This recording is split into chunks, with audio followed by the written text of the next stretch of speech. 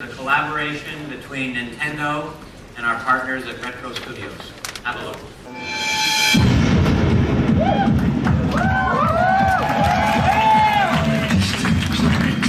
In the far reaches of space.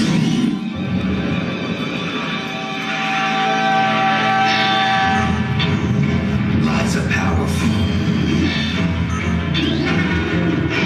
deadly secret.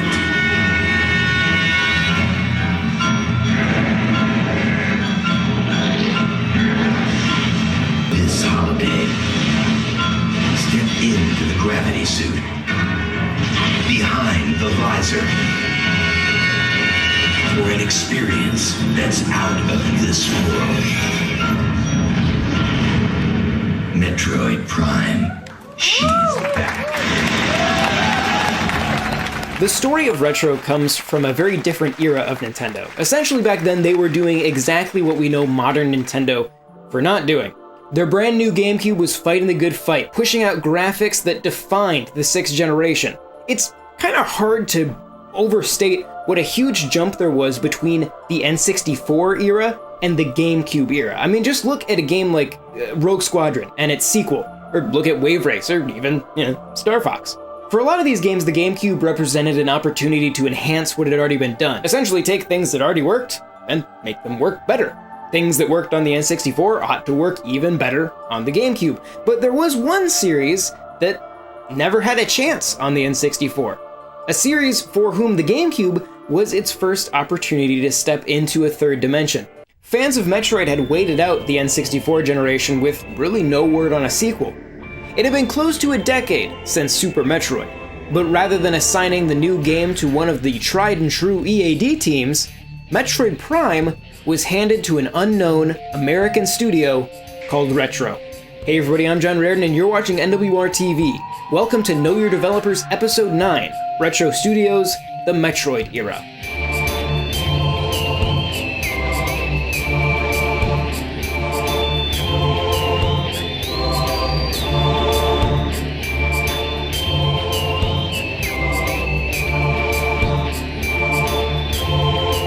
Looking out across the gaming landscape in the late 90s, Nintendo had seen the growing desire for darker, adult-focused games.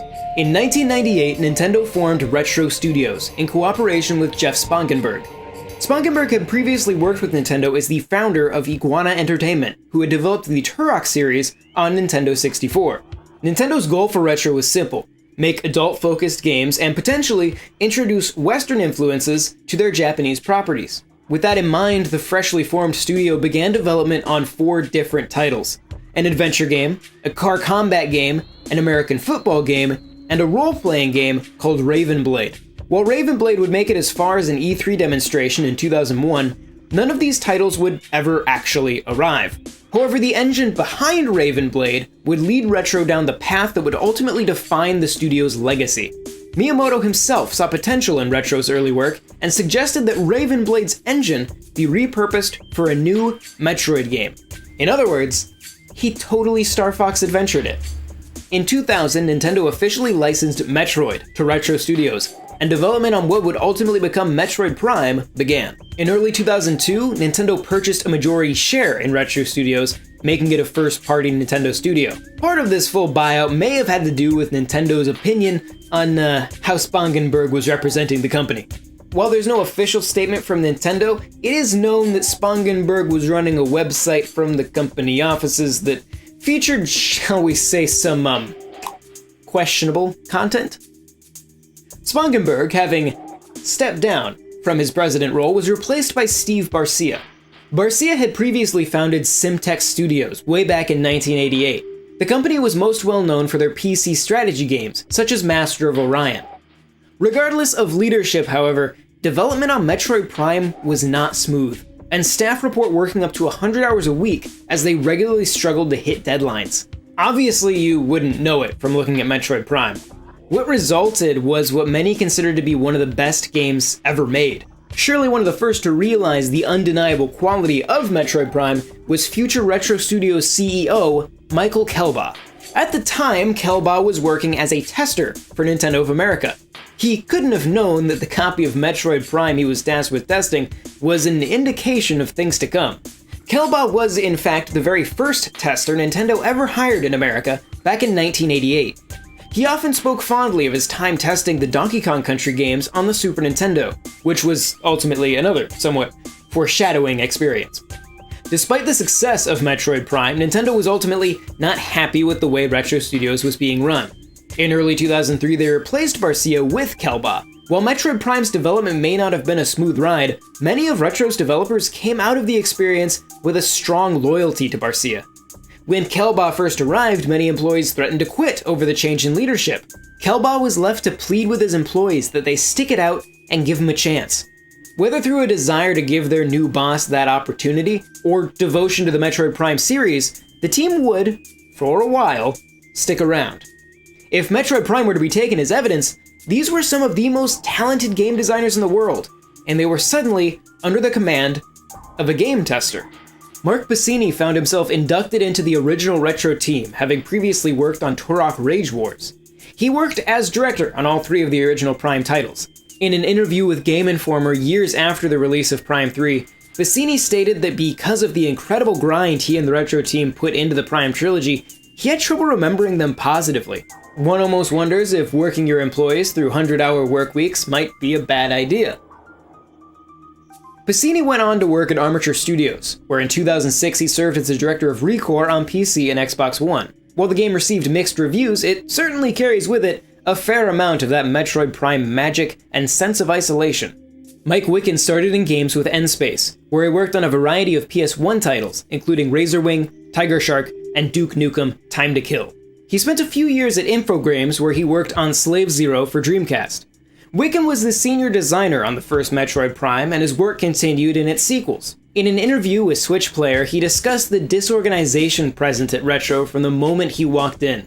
Essentially, when he arrived, the team developing the engine was way behind schedule. Wicken put his prior experience to work helping the team put together a basic scripting module. With this, they were able to cobble together a demonstration for one of their projects, a first-person shooter. When Nintendo arrived asking for progress, this FPS was the only thing they had up and running. This demo was what convinced Nintendo to rework Retro's Metroid game from third-person to first-person. In other words, if you're a fan of first-person Metroid, you probably owe Mike a high five. After leaving Retro in 2011, he did a brief stint at id before shifting his focus to VR training and simulation software.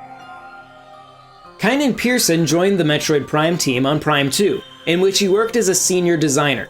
Prior to joining Retro, Kine worked on both level design and concept art for Vex, which released on the GameCube along with the PS2 and Xbox in 2003. He was also the lead level designer on Cypher Complex, an unreleased 360 and PS3 game from Edge of Reality. He left Retro Studios at the end of 2010 after finishing work on Donkey Kong Country Returns for Wii. He went on to work on both Halo 4 and 5 with 343 Industries. After that, he moved to Bluepoint Games, where he worked on the remasters of both the Uncharted trilogy and Shadow of the Colossus. Most recently, he served as a creative director for the delightful 3D platformer Super Lucky's Tale. Side note, if you support NWR on Patreon, there's actually a full review of Super Lucky's Tale exclusively for you on the Patreon thing right now. Go check it out. That's patreon.com/NWR. You'll notice a trend with a lot of these former senior staff members from Retro, in that most of them don't work at Retro anymore. It's because of this that when people say that Retro should obviously make Metroid Prime 4, I kinda have to say, why? But that's what makes this last developer that we're going to talk about a bit of an outlier. Ryan Powell started at Retro right out of college in 2000. His early work on the Prime trilogy was as an environment artist. He rose through the ranks quickly, eventually becoming the senior environment artist, the principal artist, then the lead artist, then senior lead artist. He currently occupies the position of senior staff artist. He's one of the few remaining staff members from the early days of Retro. Being an artist at Retro is no small feat either, as Retro is known for their incredible art design right alongside game design, and I feel pretty comfortable knowing that if Star Fox Grand Prix is real, Ryan is likely coming up with some awesome R-Wing designs. These developers, along with many others under the leadership of Kelba, saw Retro through the development of 2 more Metroid games. In 2004, 2 years after the release of Metroid Prime, Retro and Nintendo released Metroid Prime 2 Echoes. A greater focus was put on plot, and while some missed the absolute isolation of the first Prime title, Echoes proved a capable match for the first game. It continued the story of Phazon and introduced Dark Samus into the franchise. Echoes told an even darker story than its predecessor, with Samus answering the distress signal of a group of Federation Marines, only to find them all dead and in many cases mutilated by the time she arrives. Like its predecessor, Echoes struggled to meet its deadlines. During an Iwata-ass interview, producer Kensuke Tanabe stated that, "About 3 months before the deadline, I asked our staff about the development situation. I got a reply saying, about 30%, and I turned blue." Echoes ultimately sold just under 1 million units, about half as many as its predecessor. 3 years and one system later, Retro would release what was, for a long time, assumed to be the final entry in the mainline Prime series, Metroid Prime 3 Corruption. Corruption broadened the Prime series' scope to a galactic scale. Samus could now explore multiple planets along with Federation ships in deep space, a concept which may well have had its origins in the spin-off title on Nintendo DS, Metroid Prime Hunters. What started as a lonely mystery in the first Prime has, by the time of Corruption, elevated to a full-scale galactic war. Metroid Prime 3 also switched the franchise from traditional to motion controls. Contrary to the popular suspicion of motion controls in hardcore gaming, Corruption was largely praised for their implementation. While Corruption didn't quite catch up to the first Prime title, Prime 3 ultimately sold a little over 1.3 million units. Retro would revisit the Prime series one final time in 2009, when they remastered the first 2 Prime titles for Wii with enhanced lighting and texture work, along with native widescreen support and motion controls. These remasters were released together with Corruption as the Metroid Prime trilogy. While the Prime series would continue in the form of both an online tactical shooter in Metroid Prime Federation Force and an official numbered sequel in Metroid Prime 4, Retro's time with the franchise had come to an end. Instead, Kelba would lead the company towards another franchise revival and a new era for Retro Studios.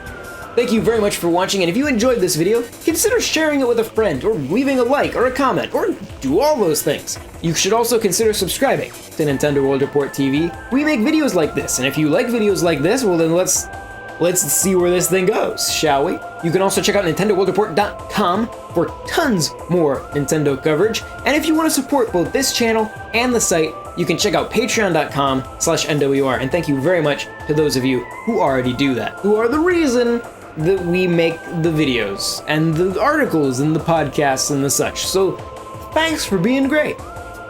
Keep up the good work. We also have a Discord, which, if you're not familiar with what the kids are doing these days, is a thing where you can go, it's a chat room.